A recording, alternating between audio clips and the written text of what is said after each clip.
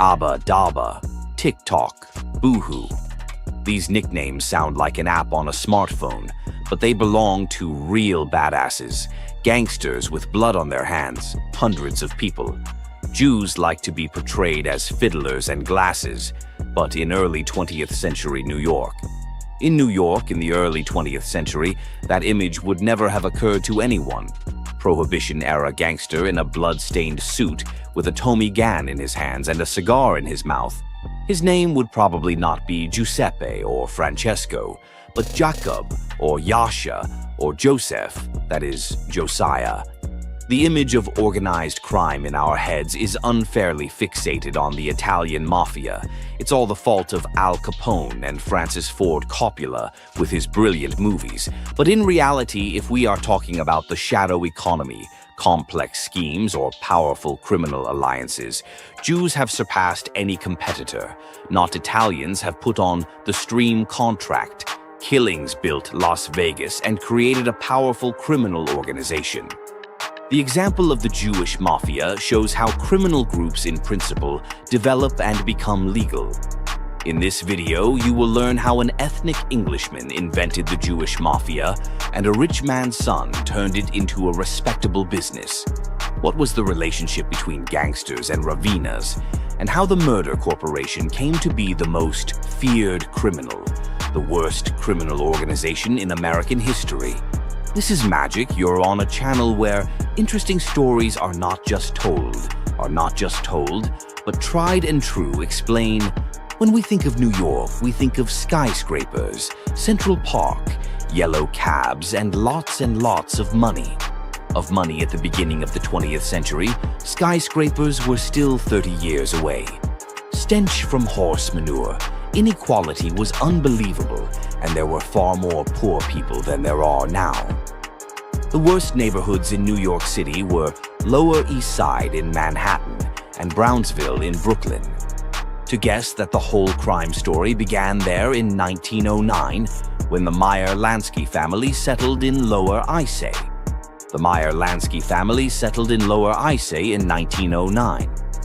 Brooklyn was already known for its youth gangs, which mainly, they did not stop at betting on the river, as in the case of Sharp Visors, extorting money from local businessmen under the guise of a criminal cover. A normal job, and his family had to be helped.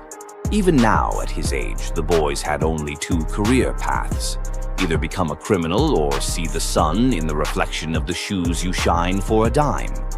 However, the underworld had essentially chosen our hero as a teenager. As a teenager, Lansky joined the local Jewish gang, which at the time opposed Italian and Irish gangs. But more on that later. For now, a little bit about how Brooklyn's criminal network was built. Meyer ran into Italian gang leader Salvatore Luciano on the street. That day, the Jewish boy learned a dozen new anti-Semitic slurs, and lost a few dollars, then quite a bit of money, and decided to take revenge. A few days later, he tracked down the Italian on the street. In the street, knocked him down with a cobblestone and beat him in front of everyone.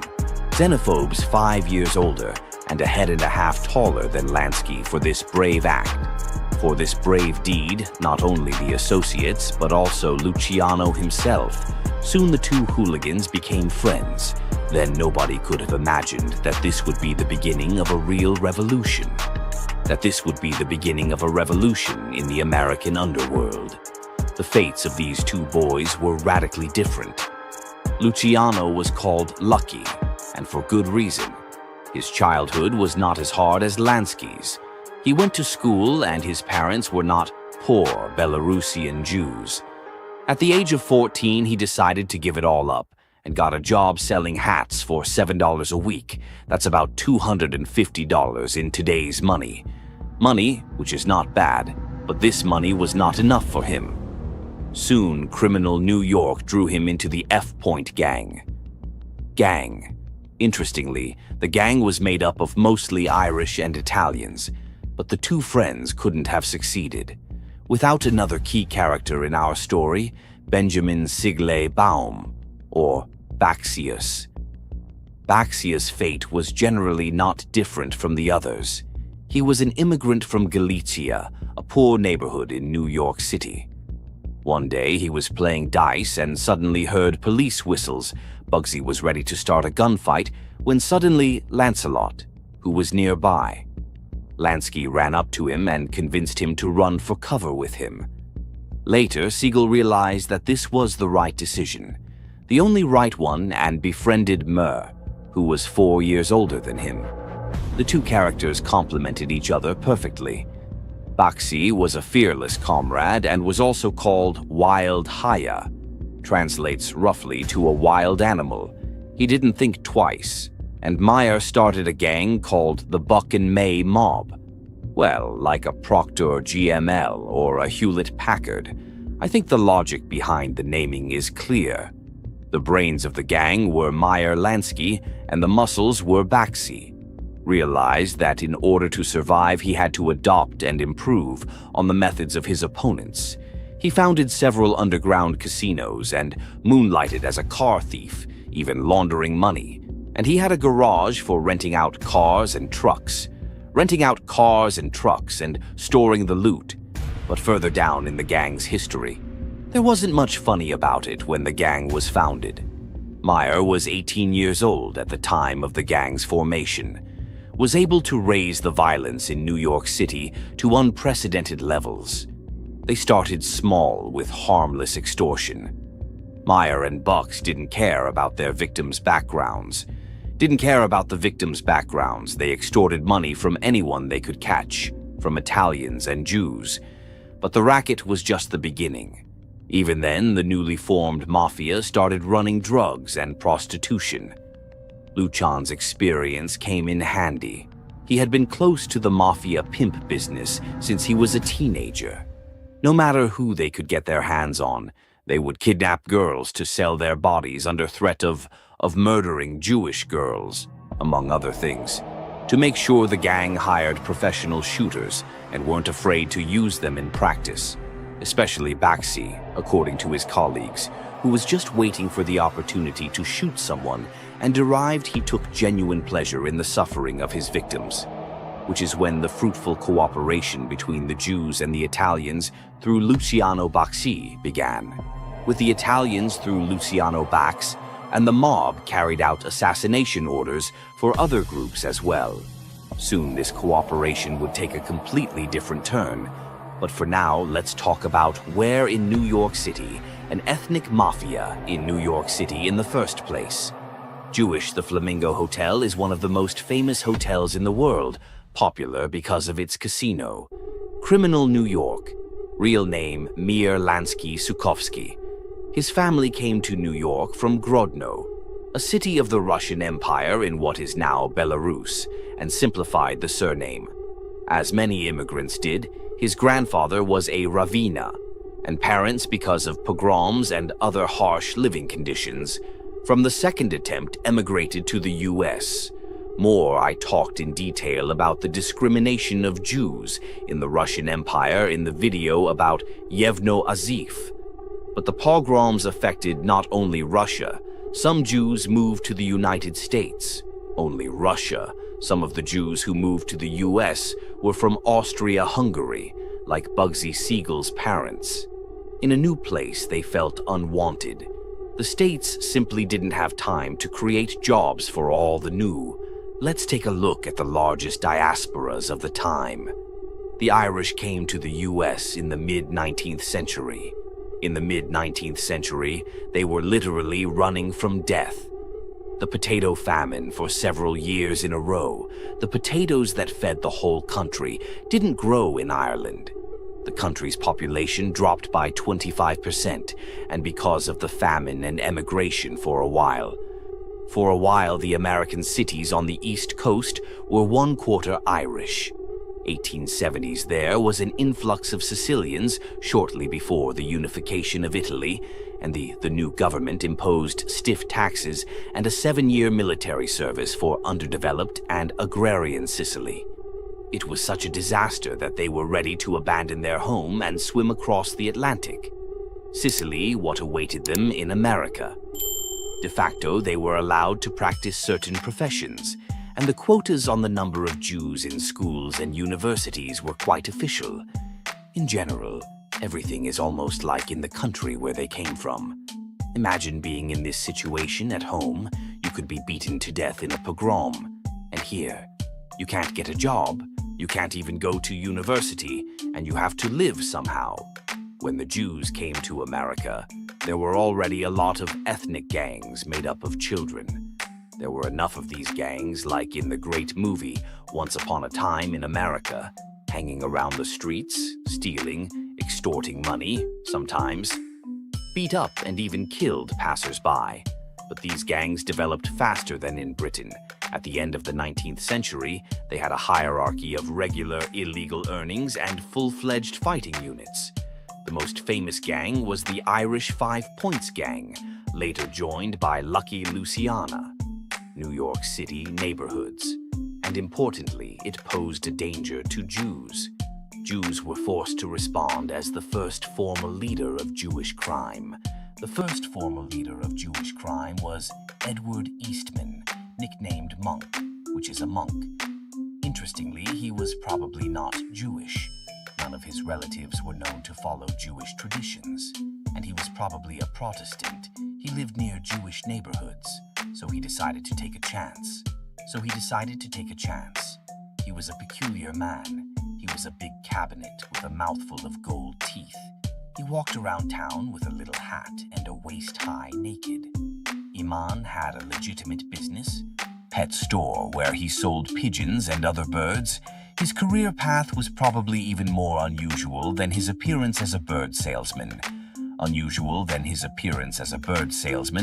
First as a bouncer at an upscale banquet hall that also housed one of the Democratic parties, and then he was hired by the Democratic Party itself. You know what for? To stage a merry-go-round at the polls and periodically beat up her political opponents. Here. Such harsh political technologies, by the way. Other gangs were also engaged in similar actions of political intimidation went with iron pipes on striking workers of enterprises and members of trade unions, or vice versa, on those who refused to strike, depending on who paid the most. For Jewish youth, such gangs were really an example of how to stand up to the offenders. An example to oppose the offenders of other nationalities can be quite effective only in terms of the Jewish community was not particularly zealous about crime. Jews made up 1/3 of the population of New York City, but at the same time they committed only 15% of all crimes. Spoiling the statistics, gangsters of other nationalities, the end of the gangster in the very beginning of the XX century was put down by a shootout. Several dozen of his fighters met with members of 5 Points Gang. Gang 2 were killed and 18 more were arrested. The gang was brought to an end by the arrest of Ishman himself, in broad daylight, to rob a man who was being guarded by Pinkerton agents, private investigators, and part-time bodyguards. That's about how safe it was to walk around New York City at the time.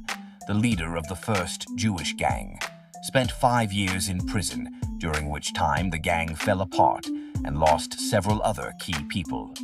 It was at this point that Lansky came on the scene with the Buck and Merck mob. With a clear hierarchy, competent leadership, and almost a separation of powers, the American underworld had staggered. And ahead were the golden years of crime, the Prohibition era. The turn of the century in the United States was an interesting one. Meanwhile, with Henry Ford and technological progress on one side, and eugenics, racism, and ultra-religious sentiment on the other. These three factors in 1920 influenced the introduction of Prohibition, especially since northern neighbors in Canada had already tried this experiment in 1918. 2 years later, Canada came to its senses, and the U.S. decided to prohibit the sale of alcohol from that point onwards.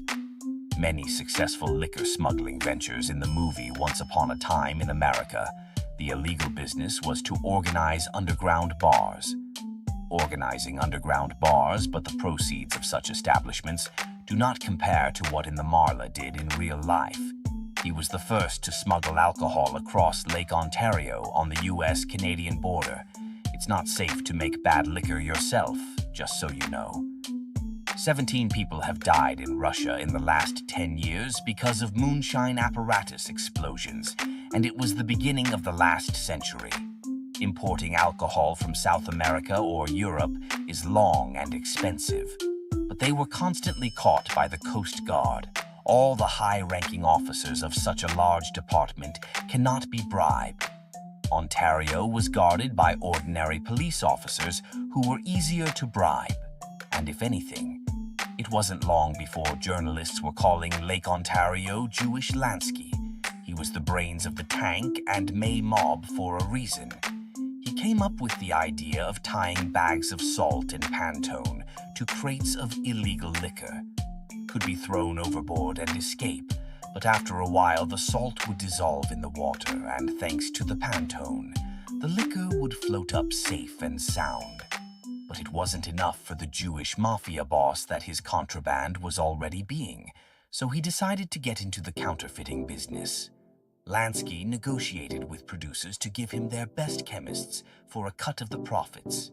The chemists would mix real whiskey with alcohol and water and coloring themselves during Prohibition. Lansky imported 64 million liters of whiskey into the US and sold almost 200 million. Not just anyone, but Meyer and his friends ran several chain bars, restaurants and stores where they were sold. He still works today and is very proud of his history. Proud of his history. Can you imagine how much money Lansky made from such a scheme and the influence he had? Rumor has it the great Al Capone couldn't run his business without Maher Lansky's approval, and bootlegging wasn't his only enterprise. He still had a few underground casinos in his native New York. In the early 30s, he realized that Prohibition wouldn't last forever, could repeal it at any time because the brutal Prohibition wasn't working. So Lansky began to develop his gambling business. His gambling business, which he had once abandoned in favor of smuggling liquor. Professionals, and they began diligently studying the math and rules of the most popular gambling games in order to predict their outcomes. A couple years later, Meyer's establishments opened in Chicago, Cleveland, Detroit, Florida, and New Orleans. He later swung it to Cuba, but that's a little further on, and all these casinos were honest, so they didn't give anyone away outright. That's what made them different from other mafia places where players were regularly cheated, and that was Lansky's strength. He ran the business efficiently, and he kept a loyal police force to protect him from attack. But Lansky couldn't survive in this business alone. Meyer's main patron was Arnold Rothstein. His fellow criminals respected this character so much that they even called him Moses. It was Rothstein who pulled the Jewish mafia out of the crowded streets of New York City and turned it into a truly lucrative and respectable business. He was born into a wealthy family, which was atypical of his generation. Arnie was interested in math from an early age, but he didn't want to follow in his businessman father's footsteps. Explore the example of his brother, who was studying to be a raven. He wanted to play first dice with his classmates and then cards. Dice with his classmates, then cards, then horse races and baseball games, and finally patronage and mining. The Bucks and Maymo and Bootleggers business he was also involved in financing. He was 20 years older than Lansky, and he thought he understood the essence of capitalism. He believed that there was no fundamental difference between an oil company and a gang that dealt drugs and people. Both are hypocrisy, greed, and deception. That has survived for a century is thought to have given criminal activity such an appealing veneer. And style. For example, the stereotypical gangster outfit with the suit and hat was his invention. A gangster-style party. Think of Rothstein. He helped Lansky in the restaurant business and introduced Meyer to all the prominent leaders. Meyer to all the prominent Jewish and Italian gang leaders. Remember in The Godfather, the family argued about whether they should get involved in the drug trade. In reality, the gangsters didn't care about morality. Rothstein's motto is, if you're stupid, someone will take advantage of you. You're a fool if you don't do it yourself. So the non-drinking, non-smoking Rothstein was quietly shipping heroin from Europe to America. He also got his underlings, including Lansky, involved. As a part-time employee, he acted as a fixer for legitimate businesses and even political parties for a hefty fee. To fully understand the extent of his influence, once he shot several policemen with a gun. Police officers, but was not even fined for it. His lawyers and corruption connections solved all the issues. The only thing he couldn't defend himself against was a bullet to the gut. Nearly a century later, Arnold Rothstein's murder remains unsolved, but his work continued. Soon enough, the first ever national crime syndicate would emerge, but in order to create it, a massive cleansing of its enemies had to take place. Let's emphasize once again, almost all of the criminal groups in the United States at the beginning of the 20th century were ethnic. The Irish had by this time faded into the background, but Italians and Jews remained. Between these two underworlds was virtually non-existent. They preferred to work with their own, and you benefit your diaspora, not some leftist. Lansky didn't care much about that. He needed to expand. To do that, he was willing to overturn the very structure of the mafia, and the criminal underworld was beginning the great. In all this talk of gangsters, we've forgotten one very important thing: Judaism. But that's another story. If you're interested in the sequel, write in the comments and we'll prepare it for you.